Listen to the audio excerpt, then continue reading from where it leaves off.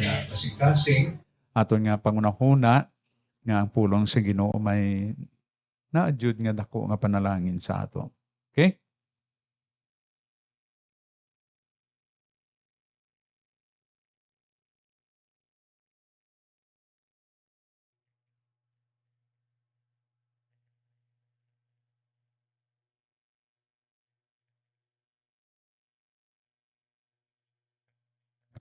Okay, mayong hapon sa tanan. So, invite ko kamo sa pagtuon sa pulong sa Ginoo. Isalin ni ka verse, no? And please open sa Nahum. Nahum 1:7.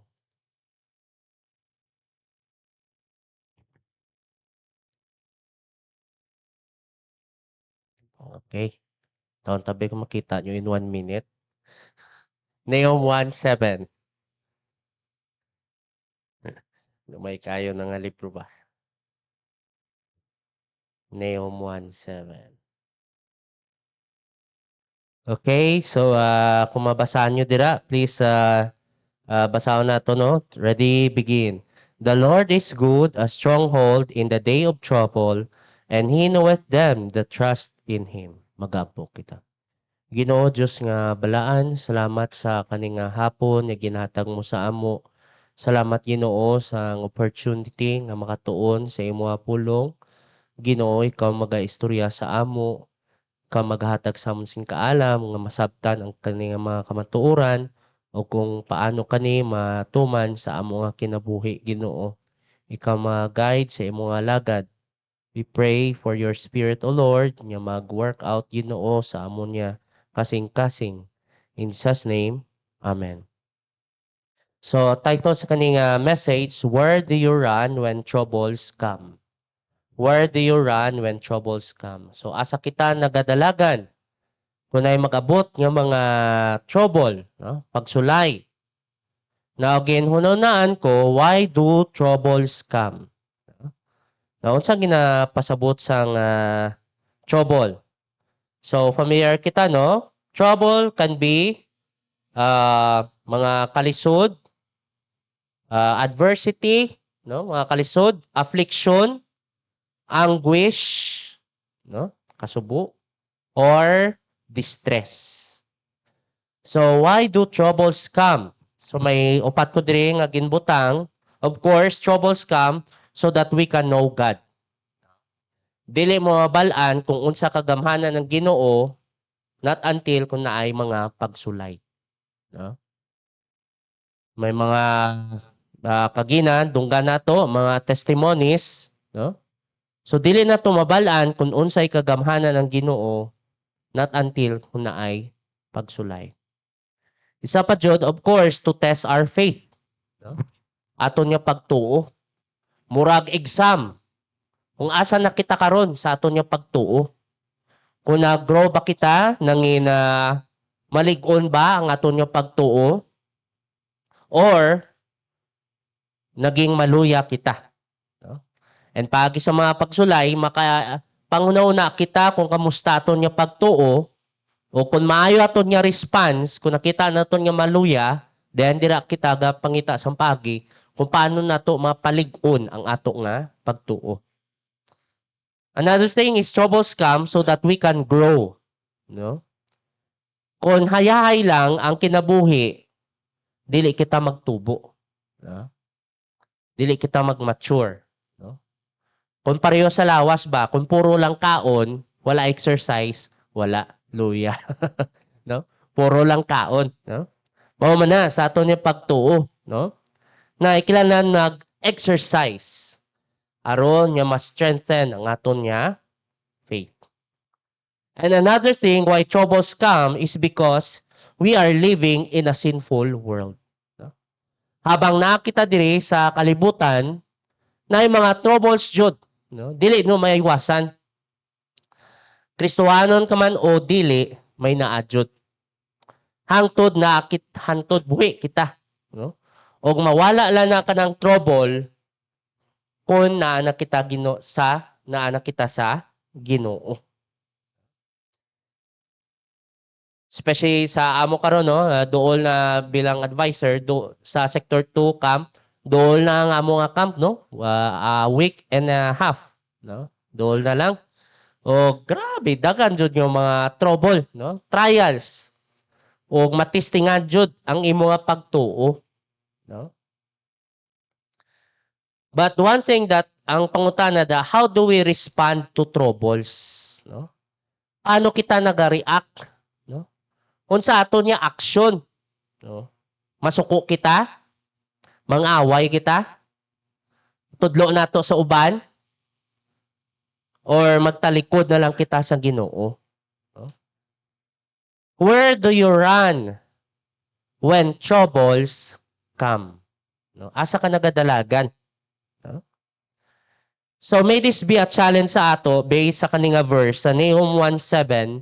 May we always hold on, panggunit jud, and run to God in times of trouble. May we always hold on and run to God in times of trouble. Ngano man? So nailima ko di karason. First is, He is our Jehovah. Ang first two words, the Lord. The Lord. All capital. Meaning sina, Jehovah na. Ang word nga, Lord. Now, our God being our Lord nga, pwede nato dalaganan o magunitan sa atong kinabuhi, being He is our Jehovah, He is the only Lord of Lords. Ang article dira ang word nga da, no? Sa English na meaning sang da, wala na sang uban, siya lang jud, no? Para siyang ingon si Jesus nga sa John 14:6, I am the way. Meaning sina, wala na sang uban nga way. The truth and the life, no?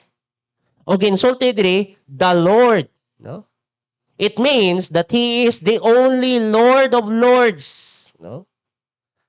Wala na sang uban nga pwede mo mabutang sa kana nga lugar.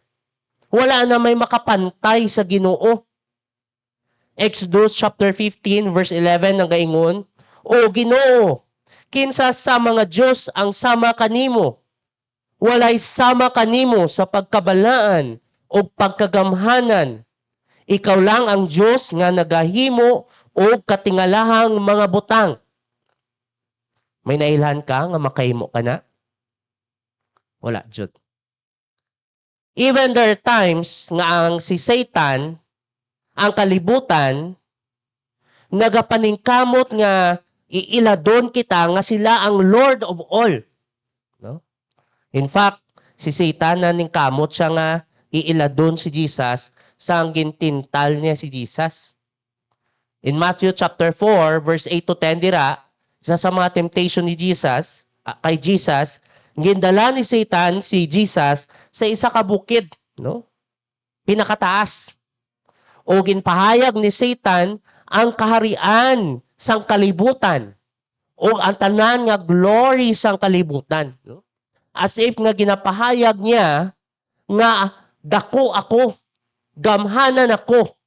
O ginsulti ni Satan kay Jesus, ihatag ko ni tanan sa imo kung ako imo simbahon.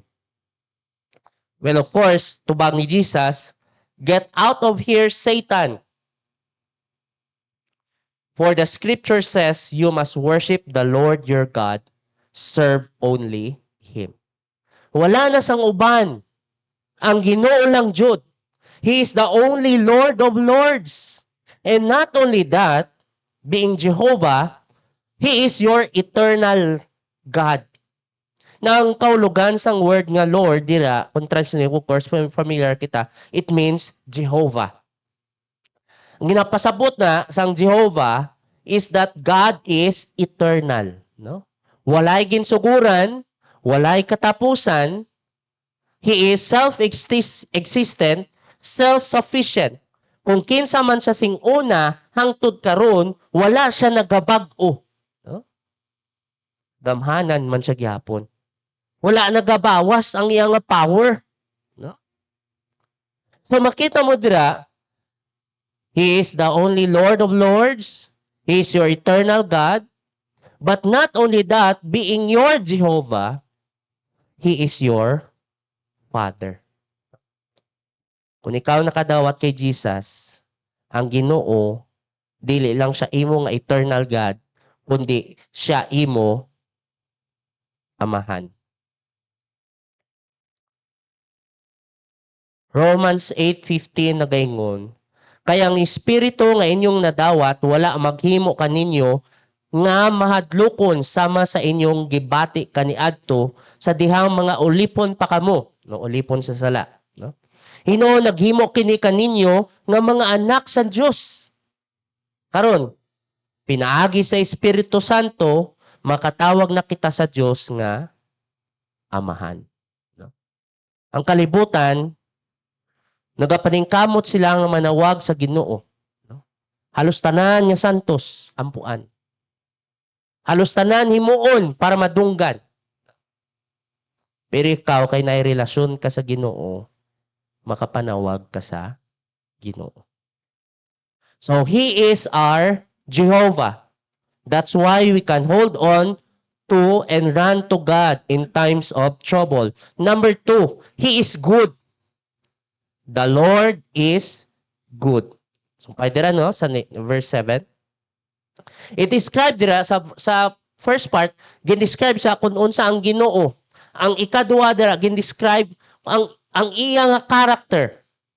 God is good. Goodness is always part of God's nature.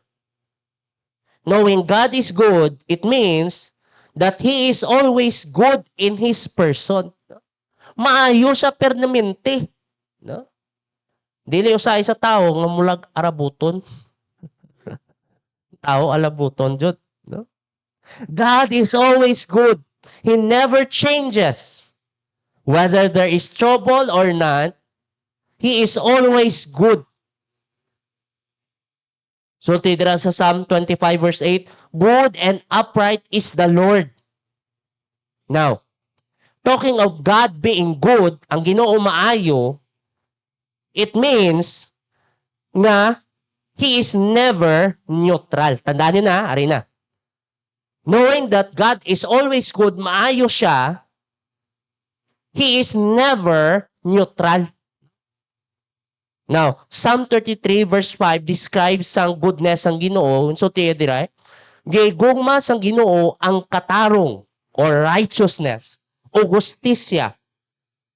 Makita sa tibuok kalibutan ang iyang gugma.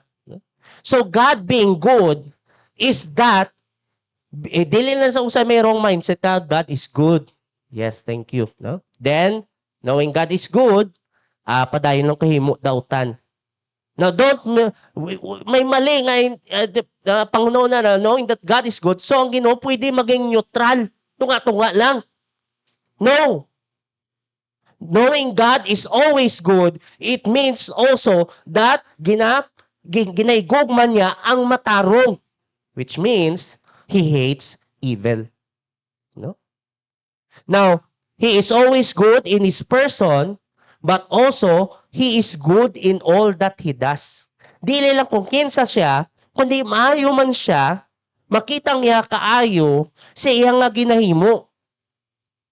Makita nato na no sa Genesis chapter 1, permanente nga ginausab sang gimbuhat sang Ginoo ang sa unang nga adlaw, ikaduha nga adlaw, hantod sa ika-unom nga adlaw, ang permanente nga ginausab dira sa creation ng sang Ginoo.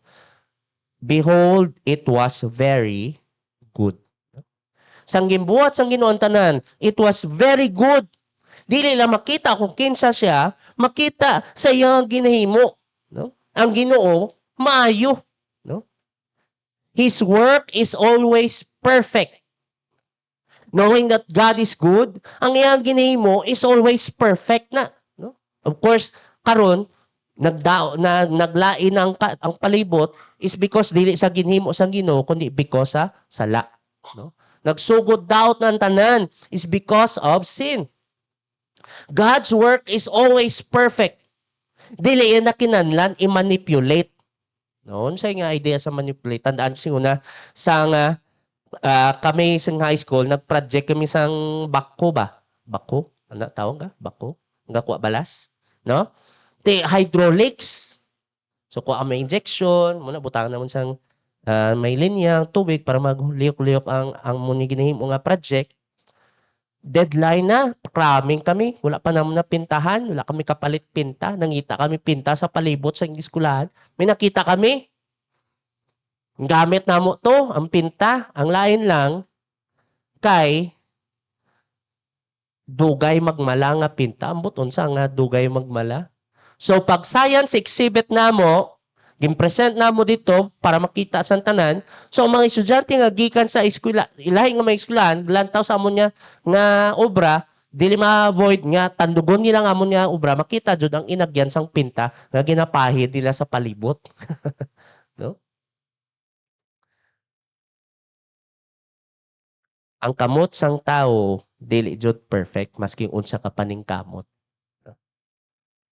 But God is perfect in all that He does. There are times dili na to masabtan, but God is perfect. Deuteronomy chapter 32 verse 4, ingon dira, He is the rock. His work is perfect. For all His ways are judgment. A God of truth without iniquity, just and right is He. Now, not only that, dili lang Ginoo is good, is always good. Siya nga person, not only is good in all that He does, but His goodness is always real. Tinuod nga ang Ginoo maayo. There are times sa ato, dili na to makita na, posible kay malayo kita sa Ginoo, pero kita nagapadayon nga nagapaduol sa Ginoo sa tunga sa mga kalisod, makita mo sa ulahi that God, His goodness is always real. Ang kaayos ang Ginoo tinuod. Psalm 34 verse 8, familiar kita nino? O taste and see that the Lord is good. No? Matilawan mo jud. Makita mo jud. Pero may sumpay dira. Blessed is the man that trusteth in Him. Wala na depende sa imo nga kung dato ka, ma-experiencean mo ang kaayos ang Ginoo, wala gin inyo ma-rate dira. Insulti nga dira, blessed is the man that trusteth in Him. No? Ang nagatuo sa iya. No? Matilawan mo. Makita mo nga ang Ginoo maayo. So, kita nato no, why we should hold on and run to God. He is our Jehovah. He is good. And number 3, He is our stronghold. The Lord is good. A stronghold. Now, sa iba niya translation, ang muna yung ginasulat, ang stronghold is strength, kusog, and stronghold. Sa New Living Translation, strong refuge. Si Bisaya, lig-on siya nga dalangpan. No? Naunsa man ang stronghold. So, ang stronghold sa Bible, nagapasabot na sang safety, protection, and refuge. Meaning sina, dalangpan, pasilungan. No? Siya ang ginadalaganan. Now, sa history, sa ila, ang stronghold, usually mo nang isa ka lugar nga na-plaster sa taas. No? Taas na siya. O taas ang iya nga mga pader. Paris no, sa Baguio City. Ang Baguio City, syudad na siya sa taas ang bukid. No? And history would tell na lisudan jud ang mga Espanyol sa pagsakop sang Baguio. Kaya nga naman, murag fortress siya. No? Te, paano ka? Ikaw masakop? Masaka ka pa sa bukid? Tiya ka ng mga igurot? Kabisado nila ang Baguio, sing una? No? So, dili kasakop. Maayo ang mga Espanyol. Kay lisod kayo. No? Baguio City is a fortress. Now, maunang aton niya, Ginoo. Now, God being our stronghold or fortress, it means that He is your defense and protection. The Lord is good, a stronghold. He is your defense and protection. Wala na sang uban nga tinod nga makaprotect sa ato except ang Ginoo. Kagina nasulti ko sa inyo that our God, He is Jehovah, He is the eternal God. He is good in all that He does. Naon sa padyod ang dili mahimo sang Ginoo. Which means that He is your defense and protection. Not only that, He is always your stronghold. Now, ang background nila, ang Book of Nahum, ginsulat na bilang pakita sa Ginoo sa judgment, paghukom sa Ginoo sa nasod sang Assyria. No? Ang Assyria, isa na ka-empire. At one point, ang Assyria, sing una, gamay lang siya. No? Hantod nga hinay-hinay nga naggamhanan siya. It became powerful. Ang nasod sang Assyria. No? Ang ilang nga kapital, ginapagarbo niya, ang ilang kapital nga Nineveh, dili, murag, feeling niya, dili madutlan nga syudad. Ang iya nga pader, taas kayo, 100 feet. No? Pero maski unsa man kagamhanan sang Assyria nga empire, Nineveh, nabot ang tion nga na tumba. No? Natumbang ilang nga syudad, kapital. Hangtod karon, ang Nineveh nga syudad, dili na makita. There's no trace. Dili ka makayumon niya nga ay, syudad ni siguro kay na mga building nga gubaman. Gubaman, pero na building. No? Wala, Jud. Dili ang Ginoo, parehos ka na. He is always your stronghold. And not only that,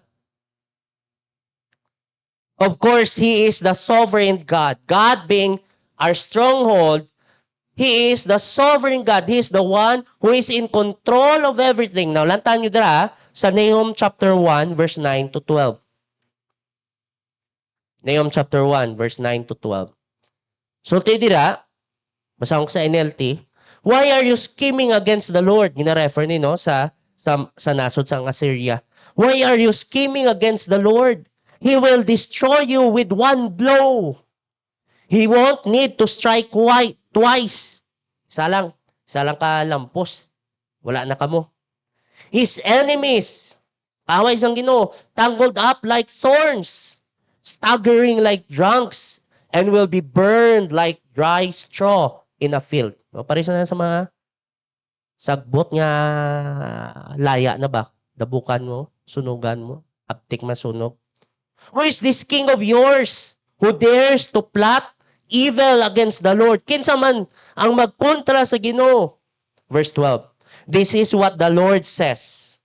Even though as the Assyrians have many allies, they will be destroyed and disappear. Oh my people. Grabe no? Maski ang Assyria, ginapagarbol nga dako sila nga nasod, gamanan, ug nay mga kaapin sila, may mga kauban sila, they will be destroyed. Why? Because God is still the one who is in control of everything. Ang Ginoo gyapon ang nagari sa tanan. No? God does not need allies. Dili ang Ginoo kinahanglan sang kaapin para magdaog. Kay ngano man, He is the sovereign God. Siya ang nagahari sa tanan. Not only He is your stronghold, but He is always present, even in times of trouble. Number 4, the Lord is good and stronghold in the day of trouble. Na makita mo dira, no? Ang word dira nga in the day. Sa adlaw, Jud. Okay, no? Nagpasabot sa na, that He is never too late. Ang Ginoo sa tion sang pagsulay. He is never too late. The Lord is good, a stronghold in the day. Wala na ingon na nga after the day. No? Kundi, kung saan mo sa Ilonggo pa, sa takna sang oras. May mo na? Ilonggo na dyan na. May nana. Sa takna sang oras. No? The Lord is good, a stronghold in the day. No? He is never too late. No? His timeline, pero lahi ang oras ang Ginoo. Nabase kani sa iya nga kaalam, nga nabal-an niya ang tanan. Psalm 46 verse 1 nagaingon, God is our refuge and strength, a very present help. No? A very present help in trouble. He is never too late. No? God is never too late. And not only that, God being always present in times of trouble is that troubles cannot outshine His presence. Try to analyze ang kanina verse. The Lord is good, a stronghold in the day of trouble. Makita mo na there's a competing objects dira. The Lord and the trouble. But in spite of that, of the trouble, the presence of trouble being adversity, affliction, anguish, distress, the trouble can never outshine who God is. Dili iya mabalahi, dili iya mabag-o kung kinsa ang Ginoo. First ka na, no?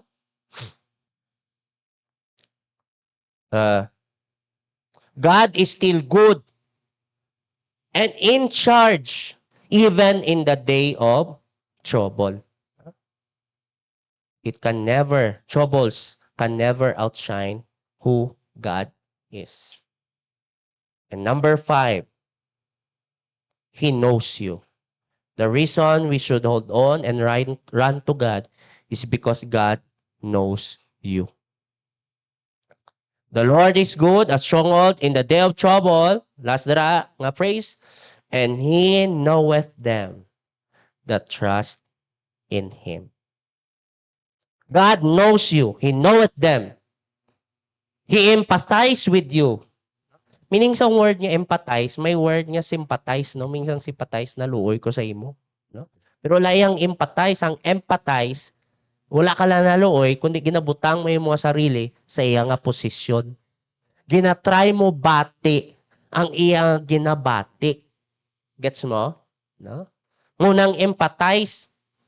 Pero sa ato, bilang tao, kung na yung mga not until ginagyan mo nato ka na kalisod, dili jud ka empathize, no? But God, He knows very well your troubles. Dili kay Diyos siya, kay nag-agi man siya bilang tao. Hebrews 4:14-16. That is why we have a great high priest who has gone to heaven, Jesus, the Son of God. Let us cling to Him. Kung sa ilunggo, kung sa magdikit kita sa iya. And never stop trusting in Him. This high priest of ours, Jesus Christ, high priest, this high priest of ours understands our weaknesses. For He faced all of the same temptations we do. In fact, mas grabe pa jud. I believe, sang nagdako si Jesus, ang nagtintal jud siya mismo sa iya si Satan. No? Sa aton, kampon lang ni Satan. No? So today, yet, understands our weakness, for He faced all of the same temptations we do, yet He did not sin. So, kay nakabalos Jesus, aton ginabati, so let us come boldly to the throne of our gracious God. There, we will receive His mercy, and we will find grace to help us when we need it. He empathizes with you. Kabalo siya. And not only that, He knows those who trust in Him. And He knoweth them that trust in Him. God's knowledge of us, ang pagkaila sang Ginoo sa ato, dili lang sa aton nga nawong karon. No? Di balaan niya ang aton niya kasing-kasing kung kita nagatuod jud sa iya. He knows very well those who truly trust in Him. 2 Corinthians 16 verse 9 ningon, for the eyes of the Lord run to and fro throughout the whole world to show Himself strong in behalf of them whose heart is perfect toward Him. Maikson sa Ginoo, our Lord is good, a stronghold. In the day of trouble, troubles can never outshine who God is. Pero may kondisyon. He knoweth them that trusteth in Him. So karon siguro dili mo masabtan karon, tulo ka lang kung kinsa ang Ginoo. God is good. He is a stronghold. Kabalo ang Ginoo. Dili mo makita ang palabuton, pero ang Ginoo kabalo. That's why you should trust in Him. Jesus Christ is not our Lord and Savior for nothing. Jesus Christ is not our Lord and Savior for nothing. Ginoo, si Jesus Christ dili nato naging Dios ug manluwa sa wala. Nay rason na. No? May we always hold on and run to God in times of trouble. Why? He is our Jehovah. He is good. He is our stronghold. He is always present and He knows you. So unsa man rason ngano man nga nagaadto pa kita sa uban. So mo na no, dako nga challenge sa aton bilang Kristohanon kung kita nakaila sa Ginoo, no? May we always hold on and run to God in times of trouble. Magampo kita. Ginoo, salamat sa imong pulong amo na tun-an karon. I pray, Lord, nga kaning pagtuon naging panalangin sa usa kag usa. We believe, Ginoo, tanan kami na ginaagian nga mga pagsulay. There are times, Ginoo, ang amon paununa na bag-o because sa pagsulay. Pero Ginoo, nakita namo nga mga pagsulay dili kani makatapal kung kinsa ikaw. You are still good. You are still a stronghold in the day of trouble. May it be sa amon nga pagkinabuhi nga Kristohanon, tabangi kami sa gihapon nga magpadayon nga magtuo sa imo. What life would be? Unsay kaya ang amon kinabuhi kung la ikaw? Gani Ginoo sa amon kinabuhi. Tabangi kami nga magpadayon nga magtuo sa imo. In Jesus' name, Amen.